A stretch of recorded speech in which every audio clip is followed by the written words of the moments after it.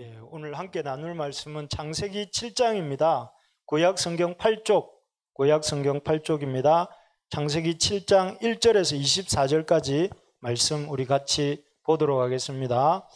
우리 성경을 펴셔서 보시고 없으신 분은 화면을 보시면 되겠습니다. 7장 1절에서 24절까지입니다. 한 절씩 교독합시다.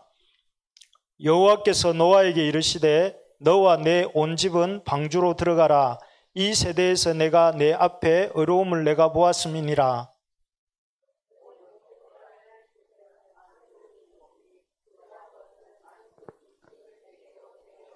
공중의 새도 암수 7씩을 데려와 그 씨를 온 지면에 유전하게 하라.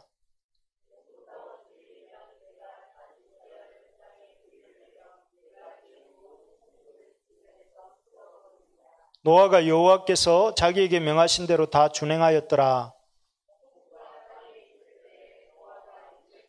노아는 아들들과 아내와 며느리들과 함께 홍수를 피하여 방주에 들어갔고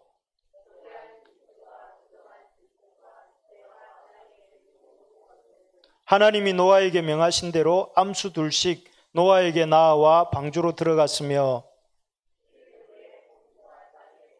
노아가 600세 되던 해 둘째 달 곧 그달 11의 날이라. 그날에 큰 기품의 샘들이 터지며 하늘의 창문들이 열려 곧 그날에 노아와 그의 아들 셈, 함, 야벳과 노아의 아내와 세 며느리가 다 방주로 들어갔고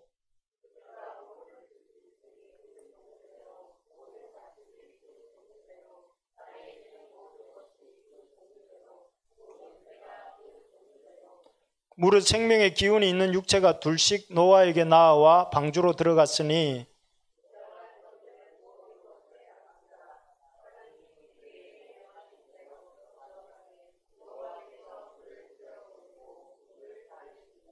홍수가 땅에 40일 동안 계속된지라. 물이 많아져 방주가 떠올랐고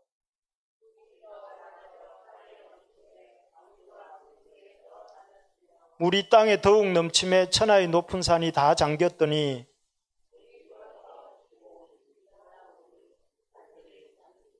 땅 위에 움직이는 생물이 다 죽었으니 곧 새와 가축과 들짐승과 땅에 기는 모든 것과 모든 사람이라.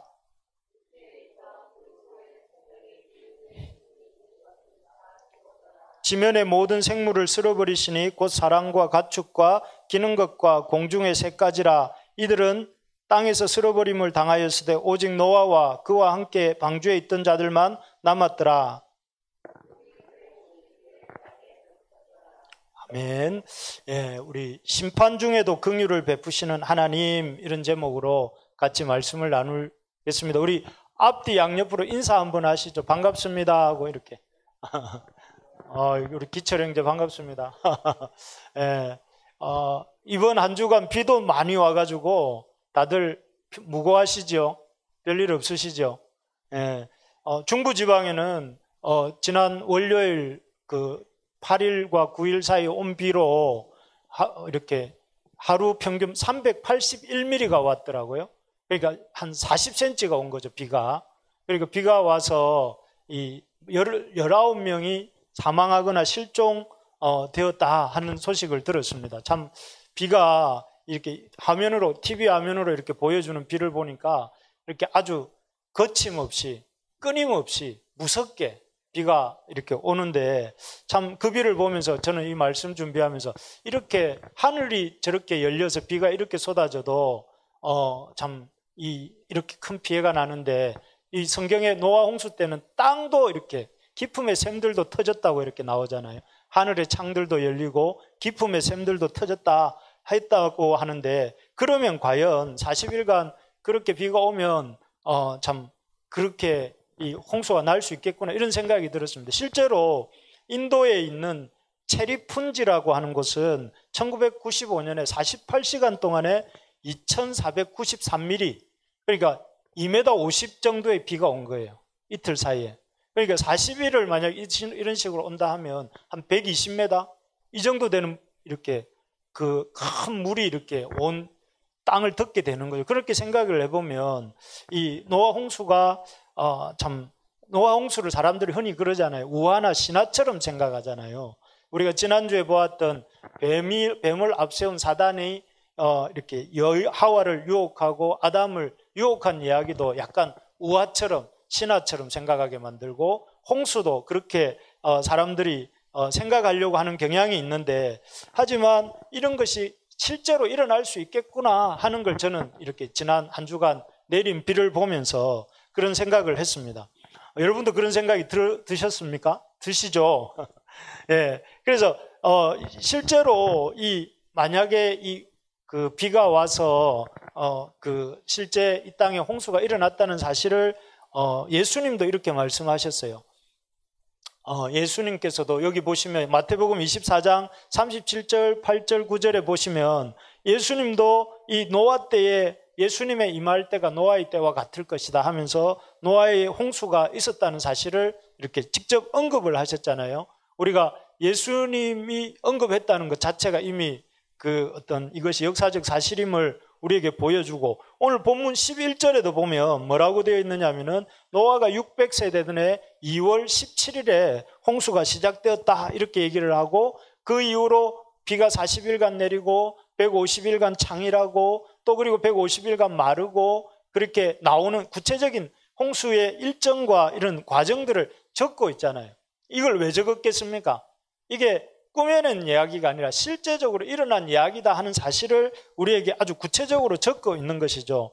여러분, 정말 그렇습니다. 성경은, 창세기는 우화가 아니에요. 그냥 꾸며낸 우화가 아니고 또 신화도 아닙니다. 성경은 실제적이고 실제로 있었던 역사적 사건이라는 것을 우리가 이렇게 놓치지 말아야 됩니다. 만약에 이 성경이 신화나 우화처럼 이렇게 여기게 되면, 지난주에 제가 뭐라고 말씀드렸습니까? 이 집에 울타리가 없어지면 그 집 안에 있는 사람들이 어떻게 했습니까? 수시로 사람들이 드나들고 차들이 지나가고 이래서 살 수가 없겠죠. 그렇게 되는 것처럼 말씀의 절대성이라고 하는 신앙의 울타리를 무너뜨리는 게 이게 사단의 첫 번째 목표거든요. 그래서 여러분, 이 하나님 말씀은 하나님 말씀이라는 사실을 굳게 믿는 믿음을 여러분 잘 지키셔야 됩니다. 그래야 그 다음에 우리의 신앙이 그 위에 이렇게 세워져 갈 수 있거든요. 그래서 오늘날도 사단은 끊임없이 하나님 말씀을 자꾸 희화화하고 하나님 말씀을 참 이렇게 우화처럼 만드는 이런 작업을 하고 있다는 생각을 여러분 잊지 말고 늘 긴장하고 하나님 말씀을 경건한 마음으로 대할 수 있기를 바랍니다. 그런데 우리가 이렇게 흔히 노아 홍수 이렇게 하면 어떤 생각을 하느냐 하면 하나님의 심판이다, 홍수 심판, 이렇게 항상 연결된 단어로 우리를 생각하잖아요. 그래서 심판에, 하나님이 물로 땅을 심판하신 사건이다, 심판에 이렇게 우리가 강조점을 두고 생각할 때가 많은 것 같습니다. 뭐 틀린 말은 아니죠. 틀린 말이 아니라 맞는 말입니다. 하나님이 사실은 이 땅을 심판하실 목적으로 이렇게 홍수를 보내셨죠. 원래 그 홍수를 시작할 무렵에 이 땅의 상태를 뭐라고 했느냐면 하나님 앞에 부패하고 포악함이 땅에 가득했다. 이 창세기 6장에 보면 그렇게 나와요. 여기 보면 부패라는 단어가 영어로 보니까 corrupt 돼 있더라고요. corrupt. 그리고 이 포악이라는 단어는 violence 돼 있더라고요. 무슨 뜻입니까? 제 발음이 안 좋아서 잘 모르시겠지만 corrupt는 성적 타락을 가리켜요. 그리고 부패라는 것이 아주 성적으로 타락했다는 거죠. 그리고 이 포악이라는 것은 바이올런스, 폭력이 가득했다는 것인데, 원래 하나님이 이렇게 우리 여기 기철 형제, 재영 자매 두 옆에 아가애들이 있는데 아이들 볼 때 어떻게 합니까? 아이 징그러워 이렇게 합니까? 그게 아니고 아이들 보면 아이 이뻐라 이렇게 하잖아요. 하나님이 사람을 지으시고 하셨던 말씀이 뭐였냐면은 아이 이뻐라 이러셨어요. 그게 보시기에 심히 좋았더라는 말씀이잖아요. 보시기에 너무 이뻤어요. 그런데 그 이쁘다고 했던 사람들이 창세기 4장에 가면 어떻게 되죠? 동생이 마음에 안 들어요. 그래서 어떻게 했습니까? 돌로 불러내어가지고 돌로 때려 죽였다고 나오잖아요, 성경에. 마음에 안 든다고 죽였어요. 그리고 그 다음 한 장 더 넘어가면 어떤 일이 일어납니까? 그 라멕이라고 하는 사람이 어른인데, 힘센 어른인데, 어린 소년이 나에게 어떤 실수로 상처를 입혔어요. 그러니까 그 소년을 죽였어요. 죽이고 그 전에는 그래도 좀 죄책감이라도 사람들이 가졌는데 이때는 어떻게 합니까? 노래를 지어가지고 나를 괴롭히는 자는 가인을 괴롭히는 자는 벌이 7배지만 나를 괴롭히는 자는 벌이 77배일 것이다 하면서 이렇게 아주 떠들고 다니는 아주 폭력이 난무하는 세상이 홍수 이전의 세상, 홍수 직전의 세상이었죠. 그리고 거기서 그친 것이 아니라 이런 폭력이 하나님이 정하신 질서도 마구 흔들었어요. 대표적인 하나님이 세우신 질서가 뭐죠? 한 남자와 한 여자를 이렇게 한 남자와 한 여자를 우리 여기 우리 레지날드 고향에는 일부 다처제라더라고요. 아직까지 나이제리아는. 그런데 어쨌든 레지날드는 눈을 감고 있다가 방금 떴지만 레지날드의 고향은 아직 그래도 이렇게지만 보통 하나님이 정하신 질서는 일부 일처예요. 그런데 그런 제도인데 여기 보면 그 6장 1절 2절 여기에 보면 사람들이 자기 눈에 좋은 사람으로 그 사람이 남의 아내든지 보니까 예뻐. 그런데 남의 아내야. 그러면 우리가 어떻게 해야 됩니까? 1절 마음을 딱 닫아야 되잖아요. 그렇죠. 그리고 또 내 가족이에요. 가족이면 어떻게 해야 돼요? 남자든 여자든. 그건 아니잖아요. 하나님이 정한 질서 안에 밖에 있는 일이잖아요. 그리고 또 어떻습니까? 누구든 그런 사람이 마음에 들기만 하면 데려다가 아내를 삼았다는 것이죠. 그리고 심지어 이런 일이 얼마나 심각했느냐면은 그 세상 사람들만 그러면 그것도 문제인데 하나님의 백성이라고 할 수 있는 세세 후예들조차도 그렇게 눈에 보기 좋은 그 사람들로 다 자기 아내를 삼았다는 것이죠. 그래서 결국 이런 폭력으로 힘으로 자기 마음에 드는 자를 아내로 삼고 그야말로 여러분 내리막길을 자동차가 달려가고 있습니다. 급경사 내리막길을. 그런데 그 급경사 내리막길을 달려가고 있는 자동차에 브레이크가 고장났어요. 그러면 어떻게 되겠습니까? 그 차의 운명은 끝장나겠죠. 그게 바로 이 홍수 직전의 인류의 상태였습니다. 이런 상태에 하나님이 이렇게 인류를 향해서 내미신 카드가 폭력과 이런 성적 타락으로 얼룩져서 멸망을 향해 달려가고 있던 그런 인류를 향해서 하나님이 내미신 카드가 홍수 심판이었습니다. 그렇지 않습니까? 여러분, 만약에 하나님이 정하신 질서를 깨고 사람들이 육체가 되어 동물이 되어가지고 하나님이 정하신 질서도 깨고 오로지 관심사는 욕망 충족이에요. 눈에 보기 좋은 대로 육체의 만족을 얻기 위해서 살아가고 있는 그런 시대를 향해서 하나님이 이렇게 홍수 심판의 카드를 꺼냈다고 해서 그 하나님이 잘못된 겁니까? 세상이 잘못된 겁니까? 하나님이 잘못된 것이 아니라 세상이 잘못된 것이죠. 그런데 오늘날 우리가 살고 있는 시대도 여러분 그렇게 흘러가고 있어요. 힘센 자가 힘없는 자들을 이렇게 압박하고 이렇게 강탈하고 그렇지 않습니까? 구조화된 사회 구조 악을 통해서 힘 있는 자들이 힘 없는 자들을 약탈하고 또 아주 이렇게 신자유주의라고 해서 자본 있는 자들이 자본 없는 사람들을 약탈하는 이것을 당연하게 여기는 시대가 되었고 또 하나님이 정하신 질서를 이렇게 깨트리는 일을 별로 심각하게 여기지 않는 그런 시대를 우리가 살고 있습니다. 그래서 우리도 참 이런 경각심을 가져야 됩니다. 지금이 노아의 때와 다를 바 없는 그런 시대를 살아가고 있다 하는 것이죠. 하지만 어쨌든 이런 경각심을 가지면서 그래서 홍수 심판은 하나님의 심판이 맞다. 그렇지만 이제 거기서 끝나는 것이 아니라 홍수 심판은 이렇게 하나님의 심판만을 위한 심판은 아니었다 하는 것이죠. 마치 이 홍수 심판은 이런 거하고 같습니다. 아까 이 급경사 내리막길을 차가 달려가고 있을 때 그 차를 막아 세우는 것처럼 또 여러분 외과 의사가 이 몸에 어떤 환자의 몸에 암세포가 있는 것을 발견했을 때 그 암세포를 도려내는 목적이 뭘까요? 그 암세포를 제거하는 목적은 그것을 제거함으로써 그 사람의 건강을 회복하게 하는 것인 것처럼 이 하나님이 홍수 심판을 하시는 목적은 뭘까요? 구원입니다. 구원. 살게 하시려고 하는 거예요. 그래서 이 하나님의 이 홍수 심판의 말씀에서 계속 많이 나오는 단어가 뭐냐면은 이런 겁니다. 심판만은 아닌 것이 여기 보시면 노란색 글씨가 뭐가 되어 있죠? 여기 6장 19절에 보면 보존하되 보이십니까? 예. 그리고 7장 2절, 3절 뒷부분에도 유전하게 하라 이렇게 되어 있는데 유전이란 말은 무슨 말이냐면 유지하게 하라는 말이거든요. 여기서 이렇게 하나님께서 강조하고 있는 단어가 계속 방주를 노아와 이제 앞으로 홍수 심판을 내가 할 것이다. 홍수로 이 세상을 심판할 것이다. 그런데 너희들이 신경 써야 될 것이 뭐냐면 보존이라는 거예요. 보존.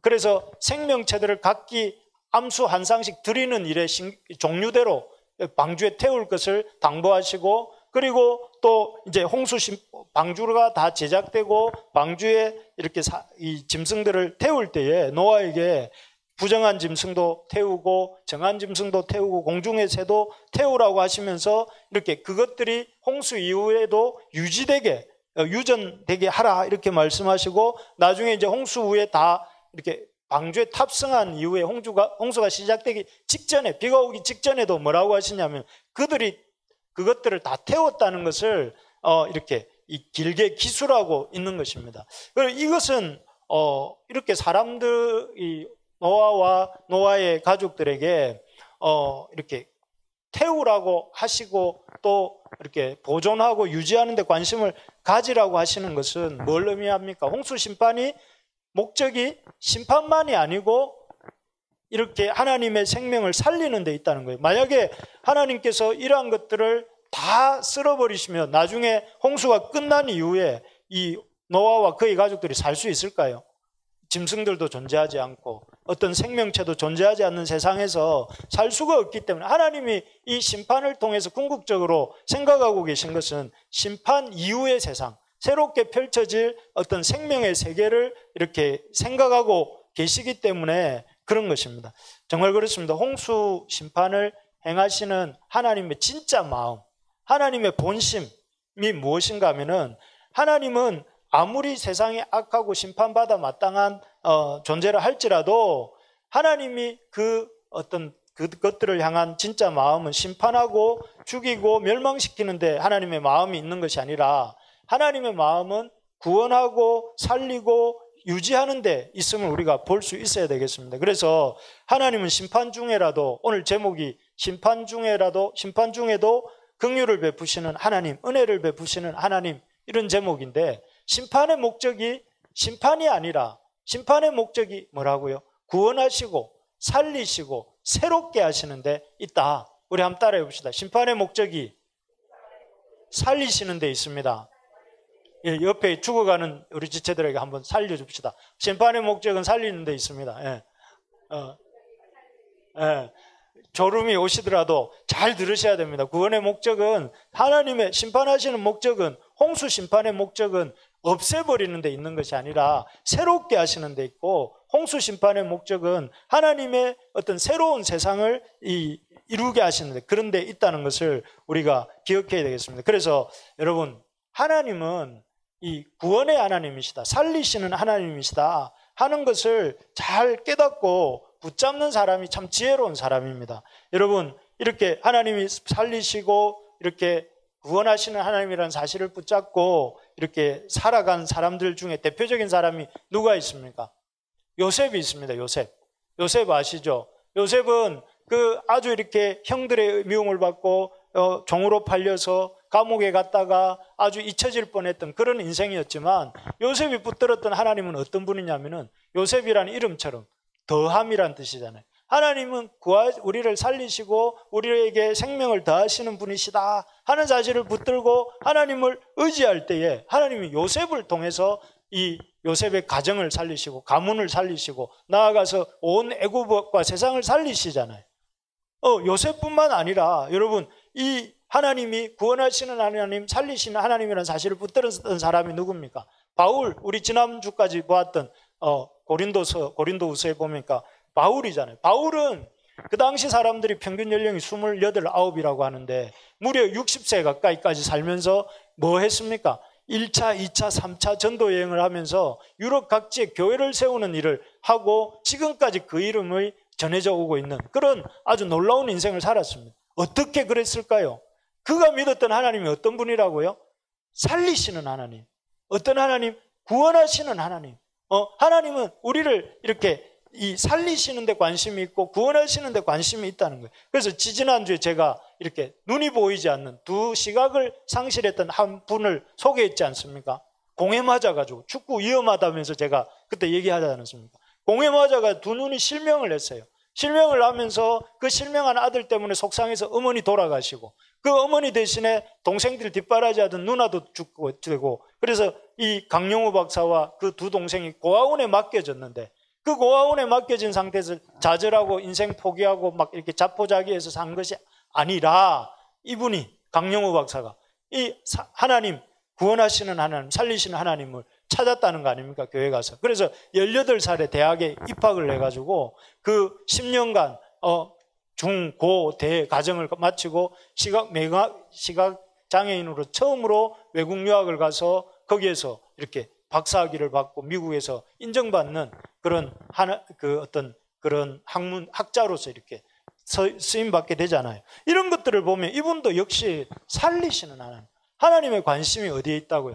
살리시는데, 하나님이 구원하시는 데 있다는 사실을 알고 그렇게 하나님을 의지하고 하나님의 도우심을 구하며 살 때에 하나님이 귀하게 특별한 삶을, 영향력 있는 삶을 살게 하신다 하는 것입니다. 여러분, 우리가 참 이 구원의 하나님을 붙잡는 우리 모두가 되기를 소망합니다. 그래서 이 하나님을 붙잡고, 하나님은 이 세상을 통치하시고 다스리시는 하나님은 우리를 살리시고 구원하시는데 이런 소망, 마음을 가지신 분이시다는 사실을 믿고 그 하나님께 나아가서 어떻게 하든 우리도 그 하나님처럼 세상을 어떻게 하면 살릴까? 내가 우리 가정을 어떻게 살릴 수 있을까? 내가 어떻게 하면 내가 이 사회를 살리는 일을 할 수 있을까? 그런 꿈을 꾸면서 이렇게 우리의 직업에 임하고 가정생활에 임하면 틀림없이 놀라운 구원의 역사가 일어나게 될 줄로 믿습니다. 그런데 이렇게 살리시고 구원하시는 하나님을 이렇게 구원하시는 하나님의 어떤 사람을 쓰시는가, 어떤 사람이 이렇게 구원 역사에 쓰임 받는가 하는 것입니다. 그 사람은 다름 아닌 믿고 순종하는 사람입니다. 제가 노아 방주 그림을 한번 인터넷에서 검색해 보니까 여기 이렇게 나오더라고요. 노아 방주의 규모, 우리 여러분 많이 들으셨죠?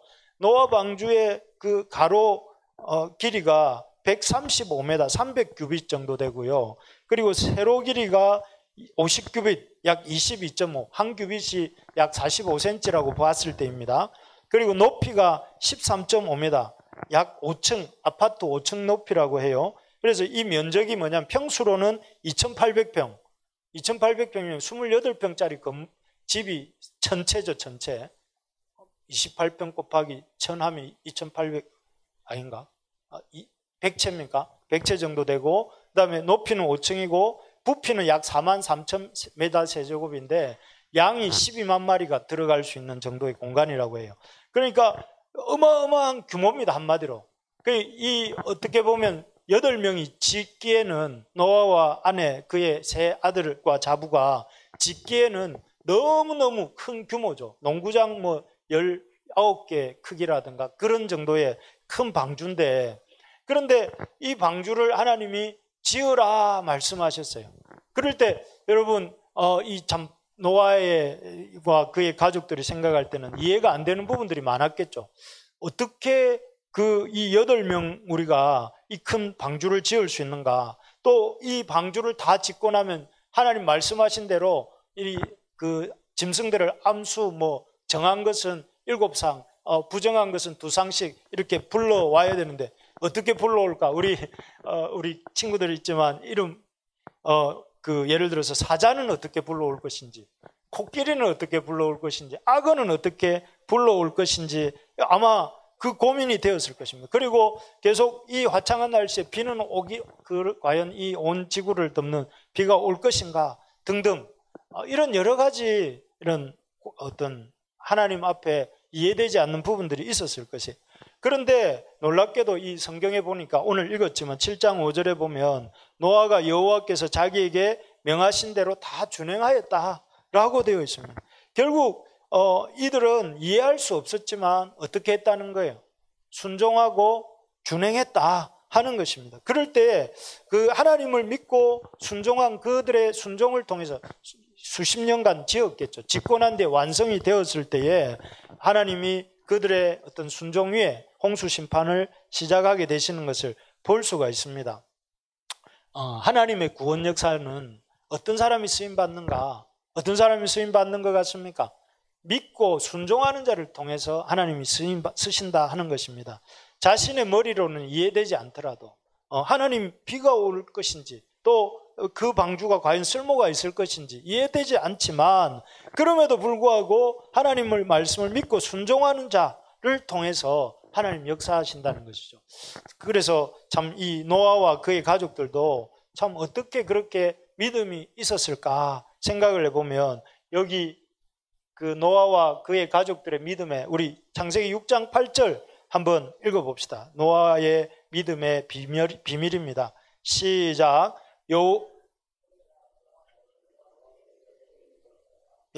여호와께 은혜를 입었다. 노아가 특별히 믿음이 좋아서가 아니라 뭐라고 되어 있느냐면 하나님께 은혜를 입었기 때문이다. 이렇게 되어 있습니다. 노아의 믿음의 비결은 하나님의 은혜를 입었기 때문이다. 이렇게 되어 있죠. 그래서 노아처럼 요셉처럼 아까 말씀드린 강영우 박사처럼 바울처럼 이렇게 쓰임받기를 원한다면 우리가 하나님께 뭘 입어야 될까요? 네, 은혜를 입어야 되겠죠. 하나님 은혜를 입는다 표현을 그 가톨릭 성경으로 보니까 공동번역 성경으로 보니까 하나님 마음에 드는 것이다 이렇게 되어 있더라고요. 하나님께 은혜를 입고 하나님 마음에 드는 것이 필요한데 여러분 하나님 마음에 들기 위해서 우리가 어떻게 해야 되냐면 하나님의 은혜가 있는 자리에 나아가야 되겠죠. 그래서 하나님이 은혜를 주신다 할 때 그 은혜의 자리로 나아가야 되는 것인데 여러분 요즘 제가 우리 교회를 위해서 걱정하는 게 교회를 생각하면 마음에 걱정이 되는 게 한 가지가 있습니다. 뭐가 있을까요? 제가 우리 형제 자매들 또 우리 성도님들 생각하면서 마음에 걱정하고 있는 게 뭘까요? 그것은 우리 형제 자매들이 너무 참 하나님 말씀을 읽고 듣는데 소홀을 한 거 아닌가 이런 생각 때문에 제가 걱정하고 있습니다. 주일 예배 때도 이렇게 보면 여러분 와가지고 어떻게 하든지 주일 예배를 잘 드리려고 애를 써야 되는데 주일 예배 때도 그렇지 않은 것 같고 또 아침에 우리가 새벽 기도회도 있고 또 이렇게 수요 기도회도 있는데 이 기도회의 자리도 시간이 없을 때는 어쩔 수 없지만 시간이 있어도 안 나오고 또 말씀을 우리 같이 읽읍시다 하고 말씀을 읽자고 했는데도 말씀을 읽어야 된다고 해도 말씀을 안 읽고 또 말씀 공부를 하자고 해도 또 이렇게 이런저런 또 상황 때문에 할 수가 없고 그래서 우리가 참 하나님의 은혜를 입어야 우리가 순종을 할 수가 있는데 하나님의 은혜를 입는 자리에 하나님의 은혜를 입으려고 하는 그런 마음가짐으로 나오지 않는데 어떻게 하나님의 은혜를 받고 하나님께 순종할 수 있겠습니까? 그래서 제가 요즘 걱정입니다. 우리 성도들을 생각해 보면서 하나님 말씀을 사모하고 말씀 듣기를 간절히 바라도 모자랄 판인데 하나님 말씀을 이렇게 어떻게 하든지 은혜 받는 자리를 안 나가려고 애쓰는 것 같고 나가서도 최선을 다하지 않는 것 아닌가 하는 생각이 들어서 제가 마음에 기도할 때마다 여러분 기도하고 있습니다. 우리 성도들이 하나님 말씀을 가까이 할 수 있도록 하나님 말씀을 잘 들으려고 애쓰도록 하나님 말씀 지난 주일에도 말씀드렸지 않습니까? 여러분 이번 주에 오늘 이 주일 예배를 위해서 기도하고 나오라고 말씀드렸죠? 기도하셨죠? 저를 위해서. 네, 감사합니다.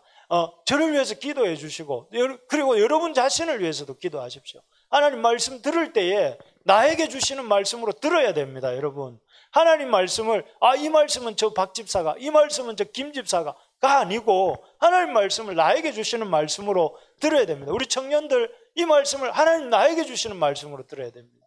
하나님이 나에게 이렇게 하나님이 준비하셔서 이런 목회자를 통해서 여러분들에게 주고 계시지 않습니까?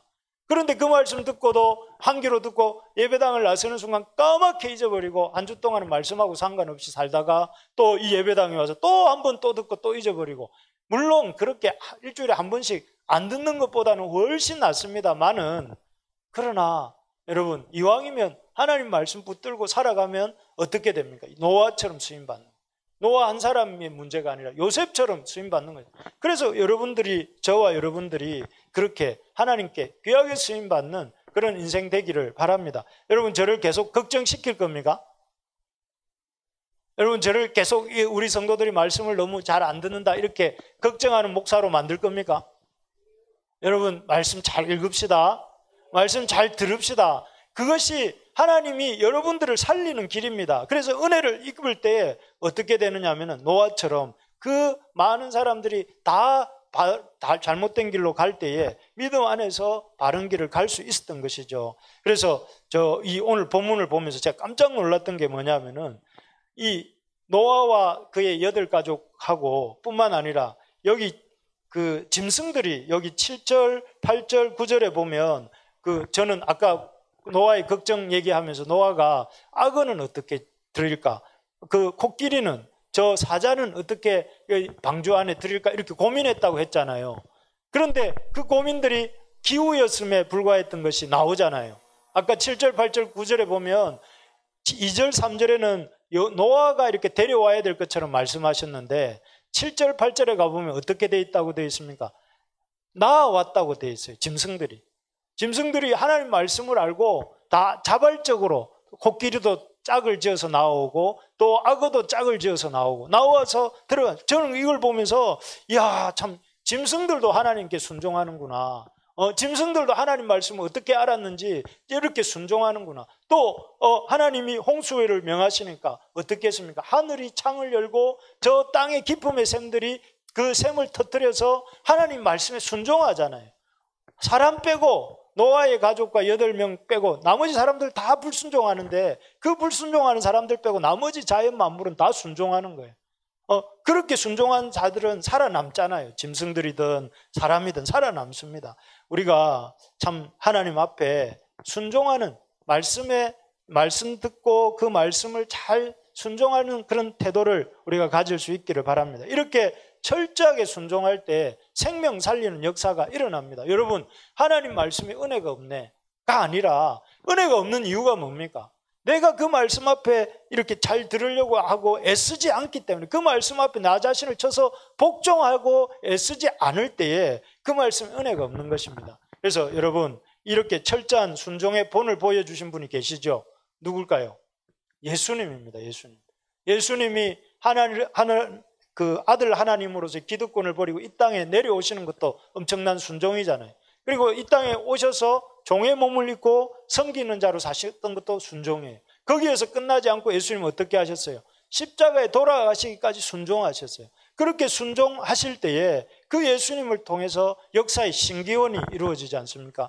이 어떤 그 예수님을 통해서 BC와 AD가 나누어지는 이런 역사가 일어난 것처럼 우리의 순종을 통해서 여러분들의 인생에, 가정에, 직장에, 또 교회에, 이 사회에 BC와 AD가 나누어지는 역사가 우리 가운데 있기를 소망합니다.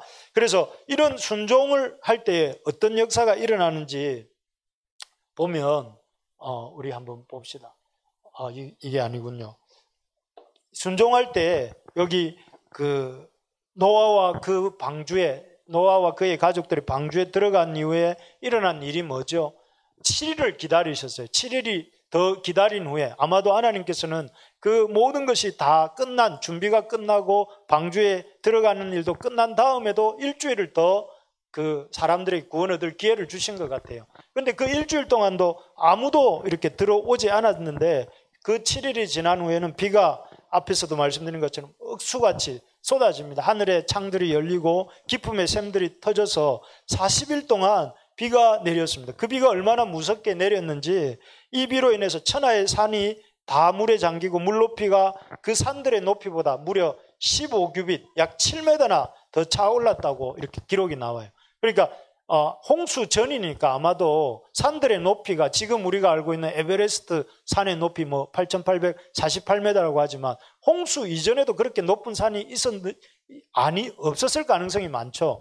홍수 이전에는 어떤 땅의 대격변이 없었으니까. 그러니까 이 땅에 있던 높은 산들 위로 물이 더 7m나 차오를 정도로 이렇게 물이 차올랐습니다. 결국 그래서 이 코로 숨쉬는 모든 생명체가 죽었고 또 심지어 하늘을 날아다니는 새들조차도 다 죽었습니다. 그리고 그 이후로 엄청난 어떤 이 땅에 이런 생명들이 이렇게 다 죽게 되는 일이 있었는데 결국 그 홍수 심판 속에 살아남은 사람들은 누굽니까?